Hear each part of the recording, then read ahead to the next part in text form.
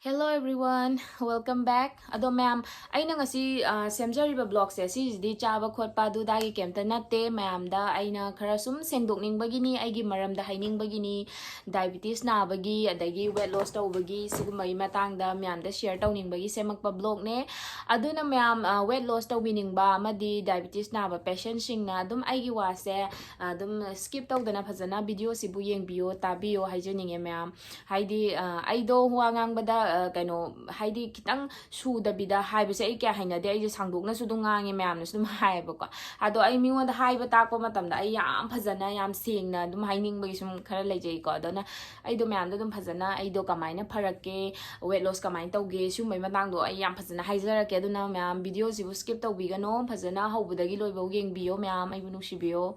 aduga ai subscriber su yam de aduna video sibu thengna biradi adu ma'am na su subscribe tawbiyo like comment share gumba su dum tawbiramuko adudi ma'am ai haijarage ma'am aise dietitian su natte nutritionist su natte aduga doctor su natte ai di patient ne diabetes patient amane bako ado diabetes patient se diabetes sibo nagradi amutang bo nagradi diabetes phaba haibaji laite tawdabu normal la alaga aikoina lifestyle se phajana change tawraga ko hing kuina sangna hingba yaye aduma khusu kemta na da yek tabadawna natra adudugi damakta aido yamna angang oina 22 years tagi diabetes se nakhi adu nabadugi aido hojik 30 plus oire ko ado hojik to adum hojikti phare ai guli thadok pase 1 years muk sudore phadore haitare aduna mayam su dum guli ga thadoga nungaina phajana laina tina kokna hinganing bado adudugi mayam da sum share tawrak pane adagi khwai maroina weight loss tawning bado adudugi haidi hojikan no mi sing do dum weight loss edum tawning idana ko aduga adum mai matang du su share tawninge ado mayam aise 7 years diabetes na re bako handaka ai chu doine ada aise 7 years na basida doctor su dum ani hum yengkhre yengaga doctor amana ma thaba guli dum chara khola lae ko ado chinjak su dum kaino diabetes na arbani id na chini chajarak panate adai sa khase khoi cheng aphaba chada bida super fine ga sabi adai brown rice sabi smaina yam tawrame aido adai amana nang si thau adagi nang do si sijinau kaina ga dum haiduine bako adum mayamna nuaite nang nai do angang yoina aduna nang do adu mahi thau adu semaga thau yam phai adu tawi ma'am hai amana so man su ado ai nusibi bagi hai ne bako tawda bu ma'am aina phana kaino mahi do thak targa su sijina targa su aina kaino ayuk tadi adu thakrani ba aduga akoina ayuk nungdin leiba matamda akoina lunch dinner asida seran turan chasan targa di sungpha sungan handaroi ba aina phana ayuk ta phani haiba mahi do thak targa su natra aduduna akoina 7 years narak pasida aido chinjak su myam kakpa ya su kakchai ba aidi diabetes narabani aidi chaba yadre aidi chini chaba yadre du tawdre na aidi dum su chinjak su kakchai ne buko saning bam sa phangak panate ba aduda kaina tawba haitare phabadi sungam ngam da ba sugar se control lakpa normal lakpa se sungam ngam de buko adagi handaki kui da bida 2023 sida aise hana weight se 57 58 sumaina adum lairame 56 haidi yang sum khanggang da amu khangnoino kha sumai sum sanarame bako aduda irang leibai kando irang thokpadagi akhoi do thabai ngang kem chattabadagi isa du bak lawna kam khalaga ise weight 62 da kam khatle bako aduga aigi haksang sida nungai taba mayam thoe aduduga akhoi nupi gi oina ko akhoi sumaina kaino period lakpa thagi sumaina lakpa khotpa se aise yamna matam sungnai nai de thengthara la e tha amagi mayaga laktabi sumba myam tawe ngonda problem myam thoe yam nungai te hakchang se mathok marang khangdana isa je noi khatpi puktangak ta kangthorakpi adugumba myam tawraga dagi de khangde nungai bam se sukang khangdre tai topa myam leigre ko ai hakchang da nungai tab se myam adudagi aise masidi yararoi aise kamai tawni si tawr targadi aise kui do manjalaktre kaina ga sum wakhan daga pangan khallaga laina do laibani na ko wakhan do sum khalle angang su oiri aina so imyam se kaina ga adudagi aise dietitian ama tanaraga aido chinjak phatana kakpadagi aido hakchang do kaino 10 days tagi aise yam nungai khre aini chinjak se han bakak bagi de chinjak kakpa matam da haidi chak se chakdumam de hin cha de boko chak se chakdumam tang cha da matam se wai chak se lam dana koi di ko chak char chawrak panina ayuk sunung dang su kem ta sa da bi khot ta bi mai sum ꯂꯥꯛꯄꯗꯨꯗ ꯑꯩꯗꯣ ꯌꯥꯝ ꯋꯥꯏ ꯍꯥꯏꯇꯥꯔꯦ ꯑꯗꯨꯗꯒꯤ ꯑꯩꯅ ꯃꯁꯤꯗꯤ ꯀꯥꯟꯅꯔꯔꯣꯏꯅ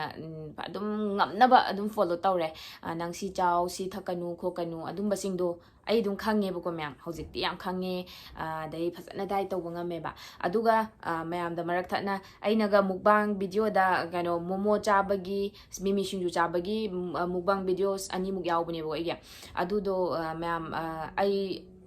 ꯀꯩꯅꯣ ꯅꯣꯡ ꯐꯥꯗꯣꯛ ꯆꯤꯠ meal ꯆꯥꯕ ꯌꯥꯎꯋꯦꯕ ꯍꯥꯏꯗꯤ 3 monthsꯤꯗꯤ ꯑꯩ ꯐꯖꯅ ꯐꯣꯂꯣ ꯇꯧꯋꯦ ꯑꯩ ꯀꯔꯤꯝ ꯊꯦꯡꯗꯦ ꯑꯩꯉꯣꯟꯗ ꯑꯗꯨꯒꯤ ꯃꯇꯨꯡꯗꯒꯤꯗꯤ ꯑꯗꯨꯝ ꯑꯩꯒꯤ ꯗꯥꯏꯇꯤஷꯤꯌꯟꯗꯨꯁꯨ ꯍꯥꯏꯌꯦꯕꯀꯣ ꯑꯗꯨꯒꯤ ꯃꯇꯝꯗ ꯑꯩꯅ ꯋꯦꯠ ꯂꯣꯁ ꯇꯧꯔꯤꯕ ꯑꯗꯩꯗꯤ ꯁꯨꯒꯔꯁꯦ ꯍꯟꯊꯔꯛꯄ ꯃꯇꯝꯗꯅꯦ ꯑꯩ ꯑꯦꯛꯁꯔꯁꯥꯏꯁ ꯁꯨꯡꯇꯧ ꯇꯧꯗꯦꯕ ꯋꯤꯗꯥꯎꯠ ꯑꯦꯛꯁꯔꯁꯥꯏꯁꯇꯅꯦꯕ ꯑꯗꯨꯝ ꯇꯨꯝꯃ ꯆꯥꯔꯒ ꯂꯩꯌꯦꯕꯀꯣ ꯍꯥꯏꯗꯤ ꯑꯍꯥꯟꯕꯒꯤ ꯑꯣꯏꯅ ꯆꯥꯛꯇꯣ ꯈꯪꯊꯥ ꯊꯥꯗꯣꯛꯄ ꯑꯗ ꯆꯥꯔꯝ ꯊꯛꯑꯝꯕꯗꯣ ꯑꯗꯨꯗꯨꯒꯤ ꯌꯥꯝ ꯋꯥꯕ ꯍꯥꯏꯇꯥꯔꯦ ꯆꯥꯛ ꯊꯥꯗꯣꯛꯄꯁꯤꯅꯦꯕ ꯌꯥꯝ ꯋꯥꯏꯁꯦ ꯑꯩ ꯆꯥꯕꯩꯗꯤ ꯌꯦꯟꯆꯥꯡ ꯃꯌꯥꯝ ꯆꯥꯏꯅꯦꯕ ꯑꯩꯈꯣꯏ ꯑꯗꯨꯝ ꯌꯨꯝꯗ ꯊꯣꯡꯕ ꯑꯗꯩꯗꯤ ꯌꯦꯟ ꯊꯣꯡ ꯆꯥꯏ ꯑꯣꯛ ꯊꯣꯡ ꯆꯥꯏ ꯕꯤꯐ ꯆꯥꯏ ꯂꯣꯏ ꯆꯥꯏꯕ ꯑꯩ ꯃꯤꯠ ꯂꯣꯏ ꯆꯥꯏ ꯉꯥ ꯊꯣꯡ ꯆꯥꯏ ꯂꯣꯏ ꯆꯥꯏꯌꯦ ꯑꯗꯨꯒ ꯆꯥꯛꯇꯨꯗꯪ ꯃꯇꯨꯝ ꯆꯥꯕ ꯑꯗꯒꯤ ꯀꯩꯅꯣ ꯑꯩꯈꯣꯏꯅ ꯕꯦꯀꯔꯤꯒꯤ ꯄꯣꯠ ꯑꯗꯩ ꯑꯩꯈꯣꯏꯅ ꯕꯤꯁꯀꯤꯠꯇꯒ ꯑꯩꯈꯣꯏꯅꯒ ꯅ꯭ꯌꯨꯇ꯭ꯔꯤ ꯆꯣꯏꯁ ꯑꯗꯨ ꯑꯗꯥ ꯃꯌꯥꯝ ꯂꯩꯔꯦꯀꯣ ꯗꯥꯏꯖꯦꯁꯇꯤቭ ꯕꯤꯁꯀꯤꯠ ꯀꯥꯏꯅꯒ ꯊꯣꯛꯏꯕ ꯃꯌꯥꯝꯁꯦ ꯁꯤꯁꯤꯡꯁꯦ ꯍꯥꯟꯅꯗꯤ ꯁꯨꯒꯔ ꯐ꯭ꯔꯤ ꯕꯤꯁꯀꯤꯠ ꯀꯥꯏꯅ ꯆꯥꯗꯣꯏꯅꯦꯕ ꯑꯗꯨꯁꯤꯡꯒꯁꯦ ꯑꯗꯩ ꯑꯇꯥ ꯕꯤꯁꯀꯤꯠꯄꯨ ꯍꯥꯏꯔꯣꯀꯣ ꯀꯩꯝ ꯀꯥꯟꯅꯕ ꯅꯠꯇꯦ ꯃꯌꯥꯝ ꯁꯤꯃꯗꯤ ꯐꯖꯅ ꯊꯥꯗꯣꯛꯄꯤꯌꯣ ꯍꯧꯖꯤꯛꯀꯤ ꯑꯣꯏꯅꯁꯨ ꯑꯩ ꯆꯥꯗꯦꯕ ꯑꯗꯨꯅ ꯁꯤꯁꯦ ꯃꯌꯥꯝ ꯊꯥꯗꯣꯔꯛꯄꯁꯤꯗ ꯑꯩꯁꯦ ꯌꯥꯝ ꯋꯥꯏ ꯆꯥꯛ ꯃꯇꯨꯝ ꯑꯃꯇꯪ ꯆꯥꯕꯒꯤ ꯊꯥ ꯑꯍꯨꯝꯒꯤꯁꯦ ꯌꯥꯝ ꯋꯥꯏ ꯑꯗꯒꯤ ꯊꯥ ꯑꯍꯨꯝꯁꯤꯗ ꯑꯗꯨꯗ ꯅꯠꯇꯦ ꯏꯟꯇꯔꯃꯤꯇꯦꯟ ꯐꯥꯁꯇꯤꯡ ꯑꯗꯨꯝꯕꯁꯨ ꯃꯌꯥꯝ ꯇꯧꯋꯦꯕꯀꯣ ꯑꯗꯨꯅ ꯌꯥꯝ ꯋꯥꯗꯤ ꯌꯥꯝ ꯋꯥꯏꯌꯦ 3 monthsꯇꯣ ꯑꯗꯨꯒ ꯑꯗꯨꯒꯤ ꯃꯇꯨꯡꯗꯒꯤꯗꯤ ꯑꯩꯗꯣ ꯐꯖꯅ ꯍꯟꯊꯗꯅ ꯏꯁꯥꯒꯁꯦ ꯑꯗꯨꯝ ꯈꯪꯗꯦꯀꯣ ꯗ꯭ꯔꯦꯁꯀꯁꯦ ꯑꯗꯨꯝ ꯃꯌꯥꯝ ꯁꯦꯠꯄ ꯌꯥꯔꯛꯄꯗ ꯌꯥꯝ ꯍꯔꯥꯎꯋꯦ ꯍꯥꯏꯇꯥꯔꯦ ꯑꯗꯨꯒ ꯀꯩꯅꯣ ꯇꯧꯋꯦ ꯑꯩꯅ ꯊꯛꯄ ꯆꯥꯕꯁꯤꯡꯁꯦ ꯑꯗꯨꯝ ꯃꯌꯥꯝꯗ ꯁꯤꯌꯔ ꯇꯧꯔꯛꯀꯦꯕ ꯑꯗꯨꯅ ꯑꯩꯒꯤ ꯃꯨꯛꯕꯥꯡ ꯚꯤꯗꯤꯑꯣꯗꯨꯁꯨ ꯃꯣꯃꯣ ꯀꯩꯀꯥ ꯑꯗꯩꯗꯤ ꯃꯤꯃꯤ ꯁꯤꯡꯖꯨ ꯀꯩꯀꯥ ꯆꯥꯈꯤꯕꯩꯗꯣ ꯑꯗꯨꯗꯣ ꯃꯌꯥꯝ ꯑꯝꯇ ꯏꯒꯅꯣꯔ ꯇꯧꯕꯤꯌꯣ ꯍꯥꯏꯗꯤ ꯑꯗꯨꯒꯤ ꯄꯣꯠꯇꯣ ꯑꯩꯅ ꯁꯨꯝ ꯑꯩꯗꯣ ꯍꯟꯗꯛꯇꯣ ꯁꯨꯝ ꯇꯧꯐꯝ ꯈꯪꯗꯕꯒꯤ ꯃꯥꯏꯟ ꯗꯥꯏꯚꯔꯠ ꯇꯧꯅꯕ ꯑꯗꯨꯗꯨ ꯅꯠꯇ꯭ꯔꯒ ꯁꯨꯝ ꯕ꯭ꯂꯣꯒꯤꯡ ꯍꯧꯕꯗ ꯑꯩꯁꯨ ꯑꯍꯥꯟꯕꯒꯤ ꯇꯧꯐꯝ ꯈꯪꯗꯗꯅ ꯑꯗꯨ ꯁꯦꯝꯈ꯭ꯔꯦ ꯑꯗꯨꯃꯗꯤ ꯃꯌꯥꯝ ꯉꯥꯛꯄꯤꯌꯣ ꯑꯗꯨꯒ ꯑꯗꯨꯝ ꯍꯥꯏꯔꯛꯄ ꯌꯥꯎꯋꯦꯕ ꯅꯪ ꯀꯩꯅꯣ ꯅꯥꯏ ꯍꯥꯏꯔꯒ ꯅꯪ ꯃꯣꯃꯣꯁꯤꯗꯤ ꯃꯩꯗꯥ ꯅꯠꯇꯕ꯭ꯔꯥ ꯀꯥꯏꯅ ꯑꯗꯨꯝ ꯍꯥꯏꯕꯤꯔꯛꯄ ꯌꯥꯎꯋꯦ ꯀꯃꯦꯟꯇ ꯑꯗꯒꯤ ꯃꯦꯁꯦꯟꯖꯔꯗ ꯃꯦꯁꯦꯁꯀꯨꯝꯕ ꯃꯌꯥꯝ ꯂꯥꯛꯑꯦꯕꯀꯣ ꯑꯗꯨꯅ ꯑꯗꯨꯃꯗꯤ ꯑꯩꯅ ꯑꯗꯨꯃꯥꯏꯅ ꯆꯥꯈꯤꯕꯅꯦ ꯑꯗꯨꯒ ꯃꯌꯥꯝ 3 monthsꯁꯦ ꯑꯗꯨꯃꯥꯏꯅ ꯐꯖꯅ ꯇꯧꯊꯣꯛꯑꯒ ꯏꯁꯥꯁꯦ ꯐꯖꯅ ꯂꯣꯏꯅ ꯗꯤꯇꯣꯛꯁ ꯇꯧꯊꯣꯛꯈ꯭ꯔꯕ ꯃꯇꯨꯡꯗ 3 monthsꯀꯤ ꯃꯇꯨꯡꯗꯩꯗꯤ ꯑꯗꯨꯝ ꯅꯣꯡ ꯐꯥꯗꯣꯛ ꯋꯤꯛꯇ ꯑꯗꯨꯝ ꯆꯤꯠ ꯃꯤꯜ ꯆꯥꯕ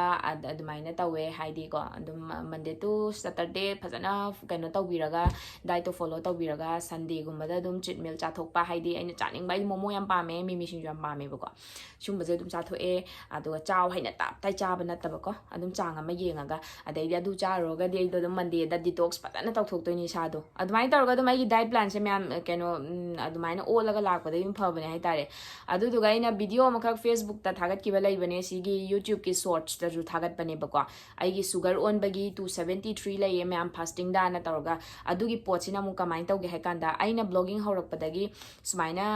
ꯗꯥꯏꯠꯁꯦ ꯇꯧꯔꯕ ꯃꯇꯨꯡꯗꯅꯦ ꯑꯩꯁꯦ ꯍꯟꯗꯛꯇꯣ ꯑꯃꯨꯛ ꯏꯀꯨꯏ ꯀꯨꯏꯗꯕꯤꯗ 2-3 monthsꯁꯦ ꯑꯗꯨꯝ ꯄꯔꯁꯅꯦꯜ ꯄ꯭ꯔꯣꯕ꯭ꯂꯦꯝ ꯈꯔ ꯊꯣꯛꯄꯒꯤ ꯑꯩꯗꯣ ꯑꯗꯨꯝ ꯄꯪꯆꯥꯗ ꯆꯥꯁꯟꯕꯤ ꯁ꯭ꯇ꯭ꯔꯦꯁ ꯂꯩꯕꯒꯤ ꯇꯧꯕꯗꯒꯤ ꯑꯃꯨꯛ ꯁꯨꯒꯔꯁꯦ ꯑꯩꯁꯦ ꯏꯁꯥꯁꯦ ꯅꯨꯡꯉꯥꯏꯇꯕ ꯑꯃ ꯍꯧꯔꯛꯑꯦ ꯏꯁꯥꯁꯦ ꯑꯃꯨꯛ ꯋꯦꯠ ꯒꯦꯟꯁꯦ ꯈꯔ ꯇꯧꯈꯠꯂꯛꯑꯦ ꯑꯗ ꯑꯩꯅ ꯃꯁꯤꯗꯤ ꯇꯦꯁ ꯑꯝꯇ ꯇꯧꯔꯒ ꯌꯦꯡꯉꯒꯦꯅ ꯇꯧꯔꯒ ꯌꯦꯡꯀꯥꯟꯁꯤꯗ 273 ꯂꯩꯔꯝꯕ ꯚꯤꯗꯤꯑꯣꯅꯦꯕꯀꯣ ꯑꯗꯨꯒꯤ ꯃꯇꯨꯡꯗꯒꯤ ꯑꯗꯨꯒꯤ ꯚꯤꯗꯤꯑꯣꯗꯣ 20-25 daysꯃꯨꯛ ꯁꯨꯔꯝꯃꯅꯤ ꯑꯩꯅ ꯅꯝꯈꯤꯕꯁꯦ ꯑꯗꯣ ꯑꯗꯨꯒꯤ ꯃꯇꯨꯡꯗꯨꯗ ꯑꯩ ꯑꯗꯨꯝ ꯃꯌꯥꯝ ꯑꯃꯨꯛ ꯆꯤꯟꯖꯥꯛꯁꯦ ꯐꯖꯅ ꯑꯃꯨꯛ ꯁ꯭ꯇ꯭ꯔꯤꯛ ꯗꯥꯏꯠꯁꯦ ꯑꯃꯨꯛ ꯇꯧꯕ ꯍꯧꯔꯦꯕꯀꯣ ꯑꯗꯨꯗꯨꯅ ꯑꯩꯅ ꯍꯥꯏꯖꯅꯤꯡꯉꯤꯁꯦ ꯃꯌꯥꯝ ꯑꯩꯁꯦ ꯍꯧꯖꯤꯛꯇꯒꯤ ꯍꯧꯅ ꯑꯃꯨꯛ ꯁꯨꯒꯔꯁꯦ ꯑꯩ ꯍꯧꯖꯤꯛ ꯍꯟꯊꯕ ꯍꯧꯔꯛꯑꯦꯕꯀꯣ ꯑꯗꯨꯒ ꯑꯩꯅ ꯁꯨꯒꯔꯁꯦ ꯐꯖꯅ ꯍꯟꯊꯔꯀꯥꯟꯗ ꯃꯌꯥꯝꯗ ꯑꯃꯨꯛ ꯑꯩꯗꯣ ꯇꯦꯁ ꯇꯧꯔꯒ ꯎꯠꯆꯔꯛꯀꯦꯕꯀꯣ ꯑꯗꯨꯒ ꯑꯗꯨꯝ ꯀꯩꯅꯣ ꯑꯩꯅ ꯆꯥꯕ ꯊꯛꯄ ꯑꯗꯩ ꯅꯣꯡꯃꯗ ꯀꯩꯗꯧꯋꯤ ꯑꯩ ꯀꯩ ꯆꯥꯏ ꯀꯩ ꯁꯤꯖꯤꯟꯅꯩ ꯍꯥꯏꯕꯗꯣ ꯃꯌꯥꯝꯗ ꯑꯗꯨꯝ ꯁꯤꯌꯔ ꯇꯧꯔꯛꯀꯦꯕ ꯑꯗꯨꯝ ꯃꯌꯥꯝꯁꯨ ꯐꯅꯕꯀꯣ ꯑꯗꯨꯗꯨꯒ ꯃꯌꯥꯝ ꯄ꯭ꯔꯦꯒꯅꯦꯟꯒꯨꯝꯕ ꯑꯣꯏꯕ ꯁꯨꯝꯕ ꯃꯆꯥ ꯑꯉꯥꯡ ꯆꯦꯜꯂꯤꯕ ꯑꯉꯥꯡ ꯄꯤꯛꯄ ꯆꯦꯜꯂꯤꯕ ꯈꯣꯠꯄꯗꯤ ꯑꯩꯒꯤꯁꯦ ꯐꯣꯂꯣ ꯇꯧꯕꯤꯒꯅꯨ ꯑꯗꯨꯒ ꯑꯩꯗꯤ ꯑꯇꯩ ꯑꯇꯣꯞꯄ ꯂꯩꯅꯥꯒꯤꯗꯤ ꯀꯩꯁꯨ ꯈꯪꯖꯗꯦ ꯏꯁꯥꯗ ꯅꯥꯕ ꯂꯩꯅꯥꯁꯤꯒꯤ ꯃꯌꯥꯝꯗ ꯑꯩꯅ ꯐꯕꯗꯣ ꯐꯍꯟꯅꯤꯡꯕꯩꯗꯃꯛꯇ ꯃꯌꯥꯝꯗ ꯁꯤꯌꯔ ꯇꯧꯔꯛꯄꯅꯦꯕ ꯍꯥꯏꯗꯤ ꯗꯥꯏꯕꯤꯇꯤꯁꯇ ꯑꯗꯩ ꯋꯦꯠ ꯂꯣꯁ ꯇꯧꯅꯤꯡꯕ ꯃꯤꯗꯣ ꯑꯗꯨꯒ ꯋꯦꯠ ꯂꯣꯁꯀꯤ ꯑꯣꯏꯅꯗꯤ ꯐꯖꯅ ꯇꯧꯕꯅꯤ ꯃꯌꯥꯝ ꯑꯩꯅ ꯍꯥꯏꯁꯤꯅꯤ ꯃꯌꯥꯝ ꯊꯥꯖꯕꯤꯌꯣ ꯑꯗꯨꯒ ꯑꯩꯅ ꯊꯛꯄꯁꯤꯡꯗꯣ ꯑꯗꯨꯗꯣ ꯑꯗꯨꯝ ꯎꯠꯂꯛꯀꯦꯕ ꯃꯈꯟ ꯃꯈꯟ ꯁꯦꯝꯃꯛꯀꯦꯕꯀꯣ ꯑꯗꯒꯤ ꯖꯤꯔꯥ ꯋꯥꯇꯔ ꯊꯛꯎ ꯑꯗꯩ ꯖꯤꯔꯥ ꯂꯩꯇ꯭ꯔꯒꯅ ꯃꯤꯊꯤ ꯋꯥꯇꯔ ꯊꯛꯄꯤꯌꯨ ꯑꯗꯨꯒ ꯖꯤꯔꯥꯒ ꯃꯤꯊꯤꯒꯁꯦ ꯈꯤꯇꯪ ꯈꯤꯇꯪ ꯌꯥꯅꯔꯒ ꯇꯤꯡꯉꯒ ꯑꯅꯤꯗꯣ ꯃꯤꯛꯁ ꯇꯧꯔꯒ ꯊꯛꯄꯁꯨ ꯌꯥꯏꯀꯣ ꯑꯇꯩ ꯑꯇꯣꯞꯄ ꯑꯗꯨꯝ ꯃꯌꯥꯝ ꯂꯩꯔꯤꯕꯀꯣ ꯑꯐꯕ ꯑꯗꯨꯗꯣ ꯑꯗꯨꯝ ꯁꯦꯝꯖꯔꯛꯀꯦ ꯍꯥꯏꯗꯤ ꯌꯨꯝꯗ ꯖꯤꯔꯥꯗꯤ ꯂꯩꯕ ꯑꯗꯒꯤ ꯖꯤꯔꯥꯁꯦ ꯂꯣꯏꯊꯣꯛꯈꯤꯕ ꯅꯣꯡ ꯐꯥꯗꯣꯛꯀꯣ ꯑꯗꯨꯒ ꯃꯤꯊꯤꯗꯤ ꯂꯩꯕ ꯑꯗꯨꯝꯀꯥꯟꯗ ꯑꯗꯨꯝ ꯃꯤꯊꯤ ꯊꯛꯇꯣꯛꯄ ꯌꯥꯏ ꯑꯗꯩ ꯉꯁꯤꯅ ꯖꯤꯔꯥ ꯊꯛ ꯍꯌꯦꯡꯅ ꯃꯤꯊꯤ ꯊꯛ ꯑꯗꯨꯁꯨ ꯀꯩꯝ ꯀꯥꯏꯗꯦ ꯑꯗꯨꯝ ꯀꯥꯟꯅꯩꯀꯣ ꯏꯁꯥꯗ ꯌꯥꯝ ꯐꯩꯕ ꯍꯥꯏꯗꯤ ꯑꯩ ꯃꯤꯊꯤꯗꯪ ꯊꯛꯀꯅꯤ ꯖꯤꯔꯥꯗꯪ ꯊꯛꯀꯅꯤꯗꯣ ꯂꯩꯇꯦꯕ ꯑꯗꯨꯝ ꯑꯅꯤꯗꯣ ꯑꯗꯨꯝ ꯌꯦꯡꯕꯤꯌꯣꯕꯀꯣ ꯑꯗꯣ ꯏꯁꯥꯅ ꯍꯩꯅꯕꯗꯣ ꯇꯦꯁꯇꯣ ꯖꯤꯔꯥꯒꯤ ꯃꯅꯝꯗꯣ ꯈꯤꯇꯪ ꯍꯩꯅꯗꯦ ꯑꯩꯒꯤ ꯑꯣꯏꯅꯗꯤ ꯃꯤꯊꯤꯁꯤꯅ ꯈꯔ ꯍꯩꯅꯕꯒꯤ ꯃꯤꯊꯤꯅ ꯍꯦꯟꯅ ꯑꯗꯨꯝ ꯊꯛꯆꯩꯌꯦꯕ ꯑꯗꯨꯒ ꯖꯤꯔꯥꯁꯨ ꯌꯥꯝ ꯀꯥꯟꯅꯩ ꯖꯤꯔꯥꯁꯦ ꯑꯩꯒꯤ ꯃꯃꯥ ꯄꯣꯛꯄꯁꯨ ꯑꯗꯨꯝ ꯄꯤꯊꯛꯑꯦ ꯍꯥꯏꯇꯥꯔꯦ ꯑꯗꯨꯝ ꯅꯨꯡꯒꯨꯝꯕ ꯂꯩꯕ ꯀꯩꯀꯥꯗꯁꯨ ꯌꯥꯝ ꯐꯩ ꯍꯥꯏꯕꯅꯦ ꯖꯤꯔꯥꯅ ꯐꯕꯁꯦ ꯑꯗꯨꯗꯨꯅ ꯃꯌꯥꯝ ꯑꯗꯨꯝ ꯑꯩꯅ ꯊꯛꯄ ꯆꯥꯕ ꯑꯗꯨꯝꯕ ꯃꯌꯥꯝ ꯑꯗꯨꯝ ꯁꯦꯌꯔ ꯇꯧꯖꯔꯛꯀꯦ ꯑꯗꯨꯒ ꯑꯗꯨꯝ ꯑꯩꯁꯦ ꯗꯥꯏꯇꯤಷꯤꯌꯟ ꯑꯇꯣꯞꯄ ꯑꯗꯩ ꯀꯩꯅꯣ ꯅ꯭ꯌꯨꯇ꯭ꯔꯤꯁꯅꯤꯁ ꯀꯩꯀꯥꯁꯦ ꯃꯌꯥꯝ ꯑꯗꯨꯝ ꯌꯥꯝ ꯐꯣꯂꯣ ꯇꯧꯋꯦ ꯍꯥꯏꯇꯥꯔꯦ ꯑꯗꯨꯅ ꯃꯣꯏꯅ ꯆꯥꯕ ꯊꯛꯄ ꯐꯕꯁꯤꯡꯗꯣ ꯑꯩꯅ ꯃꯣꯏꯁꯦ ꯐꯣꯂꯣ ꯇꯧꯔꯒ ꯃꯣꯏꯅ ꯊꯛꯏ ꯆꯥꯔꯤꯕ ꯃꯌꯥꯝꯗꯣ ꯑꯗꯨꯗꯣ ꯑꯩꯅ ꯑꯃꯨꯛ ꯃꯇꯧ ꯇꯝꯃꯒ ꯑꯗꯨꯝ ꯇꯧꯕ ꯀꯥꯟꯗ ꯑꯩꯉꯣꯟꯗ ꯌꯥꯝ ꯀꯥꯟꯅꯕ ꯐꯪꯕ ꯍꯥꯏꯇꯥꯔꯦ ꯑꯗꯣ ꯃꯌꯥꯝ ꯑꯩꯅ ꯇꯧꯔꯛꯀꯗꯣꯏꯕ ꯁꯤꯌꯔꯁꯤꯗꯤ ꯑꯩꯉꯣꯟꯗ ꯀꯥꯟꯅꯩ ꯑꯩꯉꯣꯟꯗ ꯐꯩ ꯈꯪꯕ ꯄꯣꯠ ꯉꯥꯛꯇꯅꯦ ꯑꯇꯩ ꯑꯇꯣꯞꯄ ꯑꯝꯇ ꯂꯥꯝꯖꯤꯟꯖꯗꯦ ꯑꯗꯨꯅ ꯃꯌꯥꯝꯁꯨ ꯑꯩꯅ ꯍꯥꯏꯖꯈ꯭ꯔꯦꯗꯅꯀꯣ ꯑꯗꯣ ꯃꯌꯥꯝꯗꯨꯅ ꯑꯗꯨꯝ ꯑꯩꯕꯨ ꯅꯨꯡꯁꯤꯕꯤꯌꯣ ꯑꯩꯕꯨ ꯂꯥꯏꯛ ꯁꯕꯁꯀ꯭ꯔꯥꯏꯕ ꯇꯧꯕꯤꯌꯣ ꯑꯩꯒꯤꯗꯤ ꯁꯕꯁꯀ꯭ꯔꯥꯏꯕꯔꯁꯨ ꯌꯥꯝꯕ ꯅꯠꯇ꯭ꯔꯤ ꯑꯩꯕꯨ ꯅꯨꯡꯁꯤꯅ ꯈꯔ ꯇꯥꯕꯤꯔꯤꯕ ꯈꯔ ꯑꯩꯕꯨ ꯂꯥꯏꯛ ꯇꯧꯕꯤꯔꯤꯕ ꯈꯔ ꯑꯗꯨꯝ ꯇꯧꯕꯤꯌꯣ ꯀꯩꯝ ꯀꯥꯏꯗꯦ ꯃꯌꯥꯝ ꯌꯥꯝ ꯅꯨꯡꯁꯤ ꯑꯗꯨꯒ ꯑꯩꯅ ꯆꯥꯕ ꯊꯛꯄꯗꯣ ꯑꯗꯨꯝ ꯈꯔ ꯈꯔ ꯎꯠꯆꯔꯛꯀꯦ ꯑꯗꯒꯤ ꯑꯗꯨꯝ ꯃꯔꯛꯇ ꯑꯩꯗꯣ ꯑꯗꯨꯝ ꯆꯤꯠꯃꯤꯜ ꯆꯥꯕꯩꯁꯨ ꯑꯗꯨꯝ ꯎꯠꯂꯛꯀꯦ ꯑꯗꯩ ꯑꯩ ꯄꯣꯔꯛꯁꯨ ꯆꯥꯏ ꯍꯥꯏꯗꯣ ꯑꯗꯨꯝ ꯄꯣꯔꯛ ꯆꯥꯕꯩꯁꯨ ꯑꯗꯨꯝ ꯇꯧꯔꯛꯀꯦ ꯑꯗꯨꯒ ꯃꯌꯥꯝꯅ ꯑꯗꯨꯝ ꯅꯨꯡꯁꯤꯕꯤꯌꯣ ꯈꯪꯗ꯭ꯔꯦ ꯃꯌꯥꯝ ꯑꯗꯨꯝ ꯁꯤꯅꯤ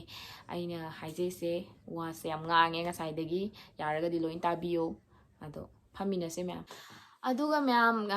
ꯑꯩꯉꯣꯟꯗ ꯍꯪꯕꯤꯅꯤꯡꯕ ꯍꯦꯟꯅ ꯃꯀꯨꯞ ꯇꯥꯅ ꯁꯨꯃꯥꯏꯅ ꯗꯥꯏꯕꯦꯇꯤꯁꯀꯤ ꯑꯣꯏꯔꯣ ꯋꯦꯠ ꯂꯣꯁꯀꯤ ꯑꯣꯏꯔꯣ ꯍꯪꯕꯤꯅꯤꯡꯕꯁꯤꯡꯗꯣ ꯑꯗꯨꯝ ꯀꯣꯃꯦꯟ ꯇꯧꯕꯤꯔꯝꯃꯣ ꯁꯤ ꯕ꯭ꯂꯣꯒꯁꯤꯗ ꯑꯗꯨꯗꯨꯒ ꯑꯩ ꯑꯗꯨꯝ ꯏꯟꯁꯇꯥꯒ꯭ꯔꯥꯝꯒꯤ ꯂꯤꯡꯛꯁꯨ ꯍꯥꯞꯄꯤꯔꯝꯒꯦ ꯑꯗꯨꯝ ꯗꯦꯝ ꯇꯧꯕꯤꯔꯛꯑꯣ ꯑꯩ ꯑꯗꯨꯝ ꯃꯦꯁꯦꯖ ꯔꯤꯄ꯭ꯂꯥꯏ ꯇꯧꯖꯔꯛꯀꯦ ꯑꯗꯩ ꯃꯦꯁꯦꯟꯖꯔꯗꯁꯨ ꯑꯗꯨꯝ ꯍꯪꯕꯤꯔꯛꯑꯣ ꯁꯤꯒꯨꯝꯕꯒ ꯃꯔꯤ ꯂꯩꯅꯕ ꯃꯇꯥꯡ ꯀꯣ ꯍꯥꯏꯗꯤ ꯗꯥꯏꯕꯦꯇꯤꯁꯀ ꯋꯦꯠ ꯂꯣꯁꯀꯤꯗ ꯃꯔꯤ ꯂꯩꯅꯕ ꯃꯇꯥꯡꯗ ꯑꯗꯨꯝ ꯍꯪꯕꯤꯔꯛꯑꯣ ꯑꯩꯅ ꯈꯪꯖꯕ ꯑꯩꯅ ꯊꯦꯡꯅꯖꯔꯛꯄ ꯑꯩꯅ ꯆꯥꯖ ꯊꯛꯆꯔꯤꯕꯁꯤꯡꯁꯦ ꯑꯩ ꯑꯗꯨꯝ ꯂꯣꯏ ꯁꯦꯌꯔ ꯇꯧꯔꯛꯀꯦ ꯃꯌꯥꯝ ꯑꯗꯨꯗꯤ ꯃꯌꯥꯝ ꯃꯇꯥꯡꯁꯤꯗ ꯂꯣꯏꯁꯤꯟꯖꯔꯒꯦ ꯃꯌꯥꯝ ꯑꯗꯣ ꯂꯥꯏꯛ ꯁꯕꯁꯀ꯭ꯔꯥꯏꯕ ꯇꯧꯕꯤꯌꯣ ꯁꯦꯌꯔ ꯇꯧꯕꯤꯌꯣ ꯃꯌꯥꯝ ꯑꯗꯨꯗꯤ ꯊꯦꯡꯛ ꯌꯨ